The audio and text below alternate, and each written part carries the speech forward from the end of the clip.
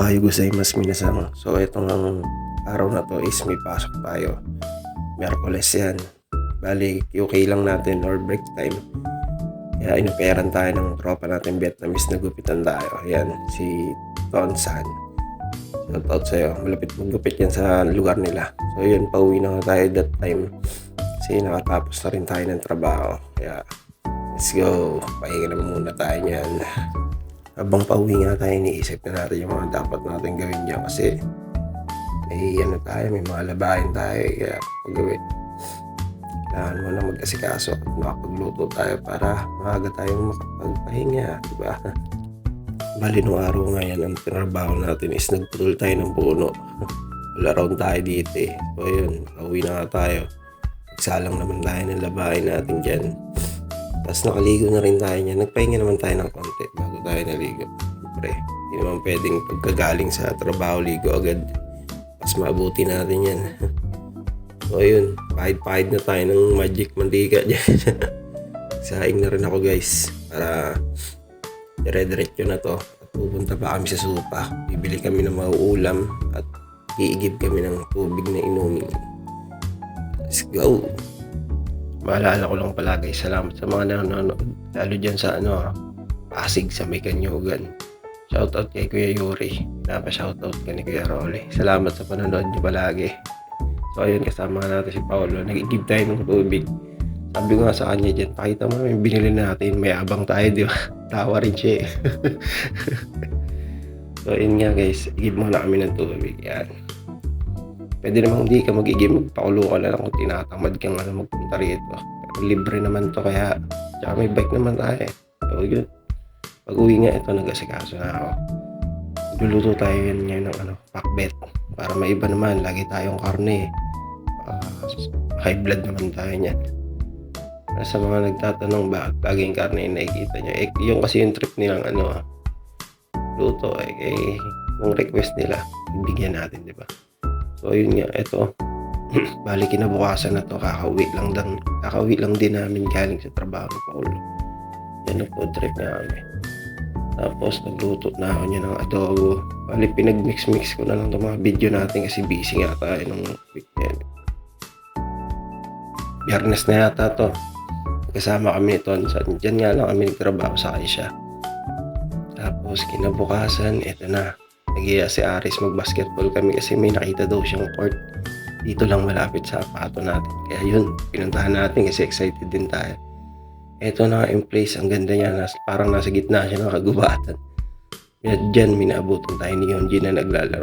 Sakto kasi may bola naman dyan. Ang problema nga lang, malambot yung bola. Yun yung kulay puti. Sakto meron siyang pambomba. Bali binomba niya yung natin, bola. Para makalaro tayo. Bait din yan, tropa na yan. So ayun, inumpisa na nga namin to ni Aris. Naglaro na kami ng one-on-one nito. Hindi naman to pustahan talaga, trip-trip lang. Kasi na-miss din namin maglaro eh. Pero kung seryosohin nga tayo ni Aris, baka hindi tayo mabra dyan. At tapos nga kami ng isang game dyan, 1-12 lang. Natalo natin siya. Pero tulad yan ang sinabi ko, kung seryoso tayo yan, hindi tayo ubra dyan. Varsity yan sa lugar nila. Shoutout nga pala sa mama ni Aris na lagi ding nanonood sa atin. Salamat pala sa pagsuporta nyo. Hindi. Bait tong anak nyo na to. Close natin yan. Kasi diba, halos kaidaran lang din natin yan si Aris. Lamang lang tayo ng 2 taon sa kanya. So ayun nga, natapalan tayo ng tropa. Ang laki din kasi talaga niya ito. Kaya mahirap din iskoran sa loob eh. Talagang limaw din eh. At ginamit pa nga sa atin yung paborito nating moves. Kaso sumabla eh. Kaya ito, nabawian natin siya. Easy basket. Hindi pwede sagad ng sagad sa sobrang laki niya. So yun nga, na-enjoy natin yan. Bali Sabado yan, yasumin natin. Kaya enjoy talaga natin yung paglalaro niyan. Tuntua nga kami dalawa dyan eh. Kasi makulit ang mga tingnan namin. Parang nasanay na sa trabaho. Hindi rin kami makashoot pareho eh. Yun nakitaan niya tayo ni Aris ulit.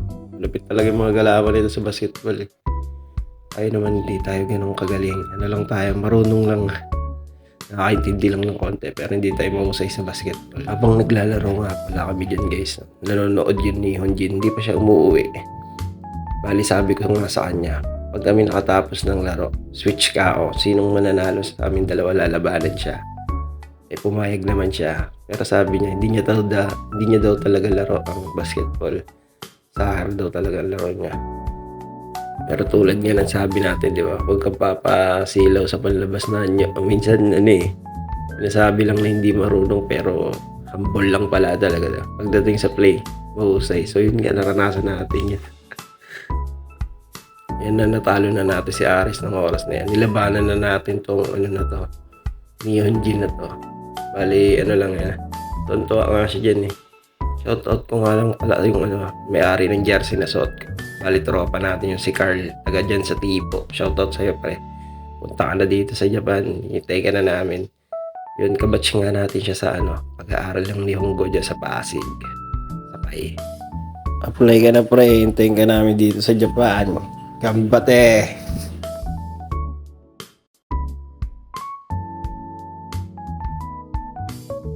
So ayun nga guys, tuwan-tuwa yung tropa na yan. Habang naglalaro, kinakausap natin siya at nagulat nga siya dun sa mga ibang moves natin. Yun niya lang daw nakita yun. Kaya lalo na dyan.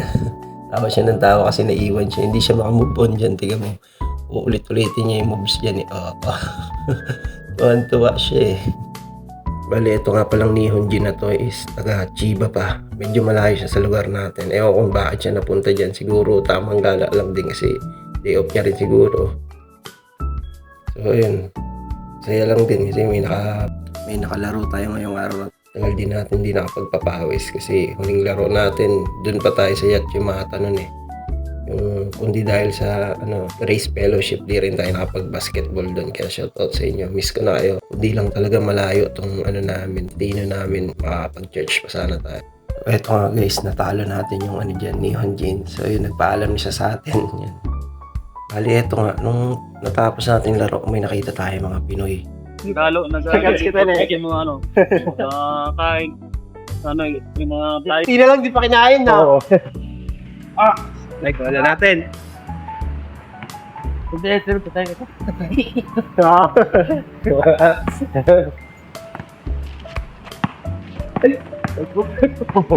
Ano yun? Nice! Ay! Labas mo na. Labas ko! Oh! Ano yan? Labas yan, magayos. Malabas yun na! Wala pa din mo. Malabas yun na! Ay, labas na ako, yosin na! Lusot! Share mo! Hello? Oh, yan ba hindi marunong? Oh! Lay up!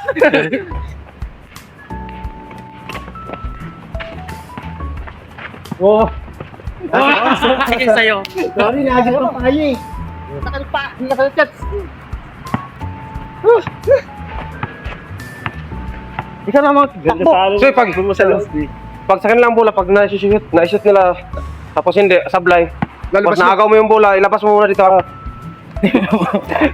Kasabay yun kasi. Sabay mo yun.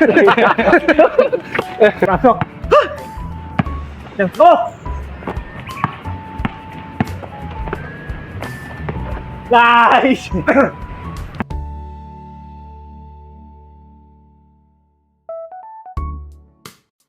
At dito may mangyari ang hindi inaasahan. Tignan nyo guys Malaro pa tayo mamaya. Ano sa mga ito? Tumuli ako siya. Oh! Ay!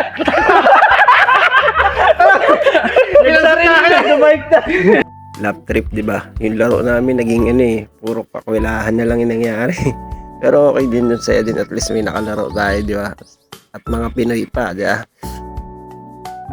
So yun, enjoy natin laro at minsan lang tayo Yasumi. Sa Lunes bakbakan na naman sa trabaho. Bali malapit nga lang pala sa atin yung apato na itong mga kasama natin maglaro.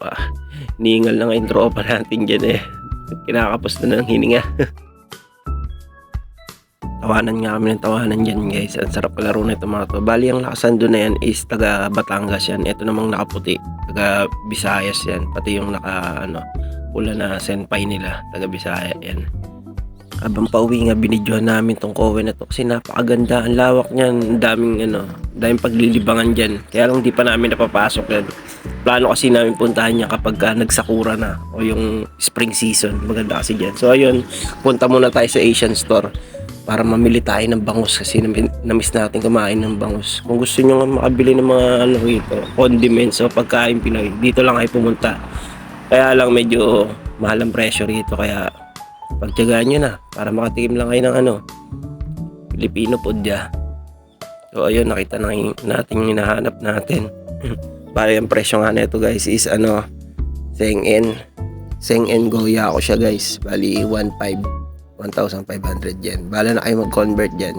Yun nga, medyo mahal siya pero masarap naman yan. Kaya yun, bigyan mo naman yung magic sarap kung magkano yung presyo dyan Yun nga ako ang presyo niyan. Mahal, kaya nagbaon tayo ng ganyan So ayun guys, wala nang patumpik-tumpik. Pinrito na natin yan para matikman na natin yan at makapag food trip na tayo. Bali yan nga, dumating na si Paolo niyan. Mag-aalauna na rin to. Kaya yun, sabay-sabay na kami kumain. Sana na-enjoy yung panonood guys. Bali hanggang dito na nga lang to guys. Salamat sa pagsuporta nyo. Matane! So ito nga ang agency natin at ang ating cool mga taong kailangan nyo hanapin para makapunta kayo dito sa Japan. Jikai-made sayonara, soshite go shityo, arigatou gozaimashita.